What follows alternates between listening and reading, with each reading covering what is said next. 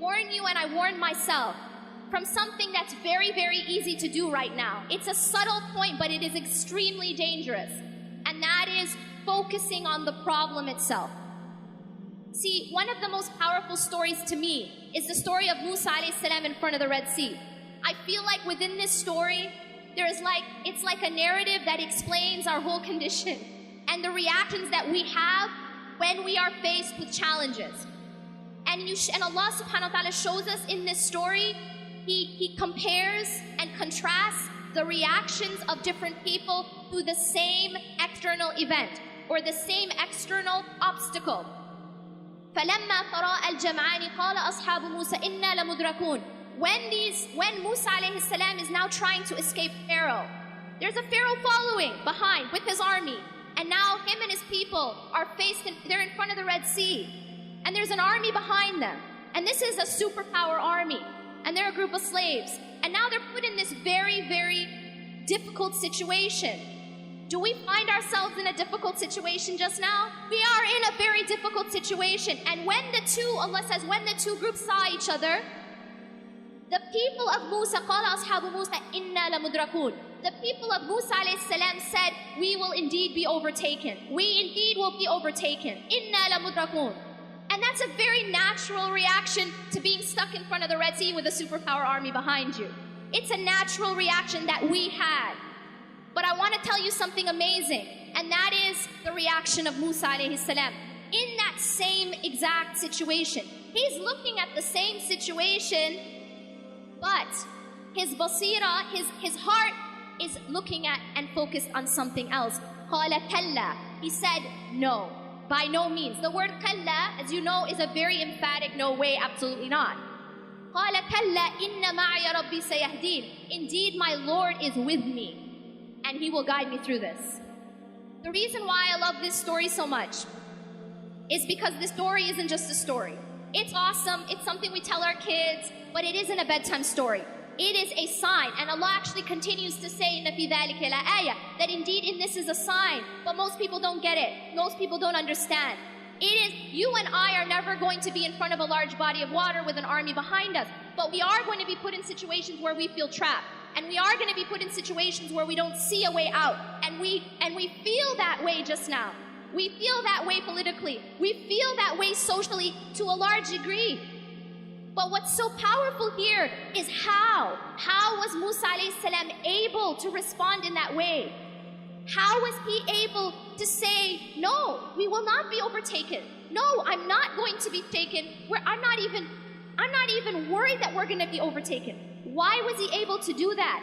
And the answer is because his focus was not on the problem. His focus was not on the Red Sea, and his focus was not on the army. His focus was on Allah. His focus was that, no, إِنَّ مَعِيَ رَبِّي سَيَهْدِينِ. My Lord is with me. And if Allah is with you, you don't have to worry.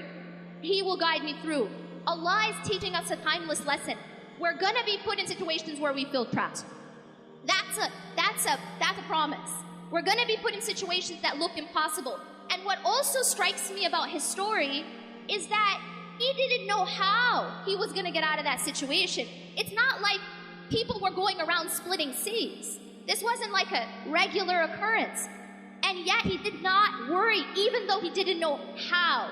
See, for us, it's easy for us to say, oh, it's no problem because I got a plan, A, B, C, D. We know exactly how it's going to happen. But when you don't have any idea how it's going to happen and you still put your trust in Allah, that is tawakkul.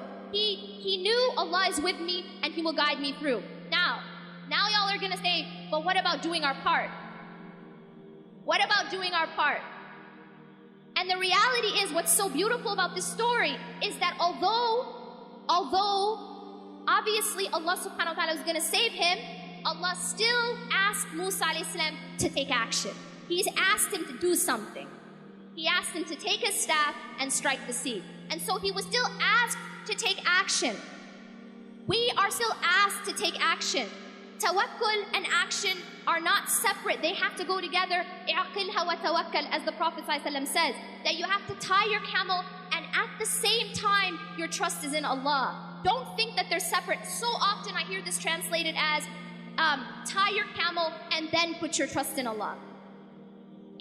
That's not what it says. It says, اعقلها وتوكل. When the man was told by the Prophet ﷺ, tie your camel and put your trust in Allah, the two are simultaneous.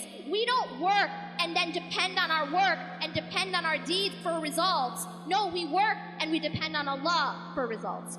And that's a very, very important point.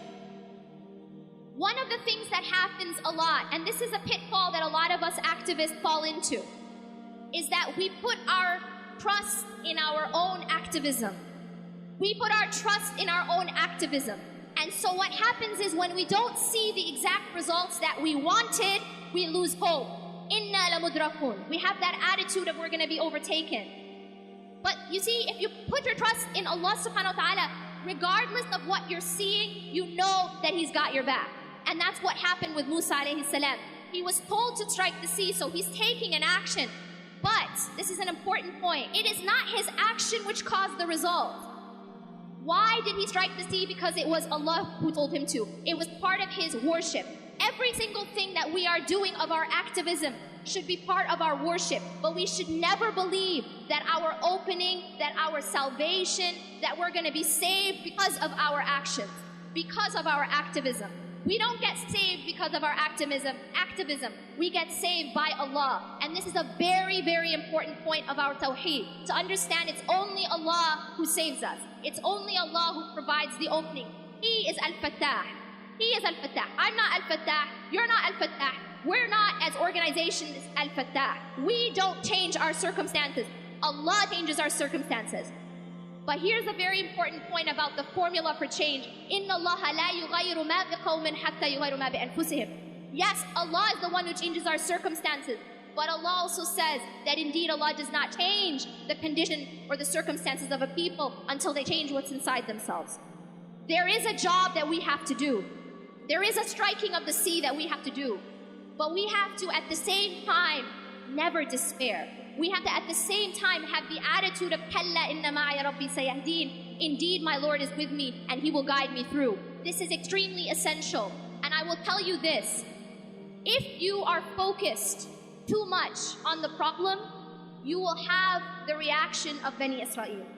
Because if all we talk about is the problem, if all we think about is the problem, if all we post about is the problem, if all we discuss is the problem, then what happens is, and this is a psychological reality, whatever you focus on grows.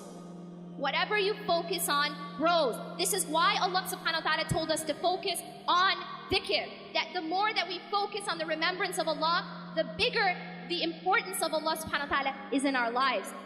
But if we're focused on everything that's going wrong, if our focus is on everyone who's saying this about us, and they're going to do this to us, and then this, and that's it, and that's my focal point, I promise you, we will fall into despair. And the reason for that is that the problem will actually grow because it becomes our focal point. And this is a dangerous thing that we fall into. Our focal point needs to be, Inna ma'a rabbi sayahdeen. This is a very different focal point. The focal point of Musa alayhi salam. Indeed, my Lord is with me and He will guide me through. Yes, I do my part because it's part of my worship. But Allah subhanahu wa ta'ala is my focus. And when Allah is your focus, then you don't fall into despair because you know that Allah's got you.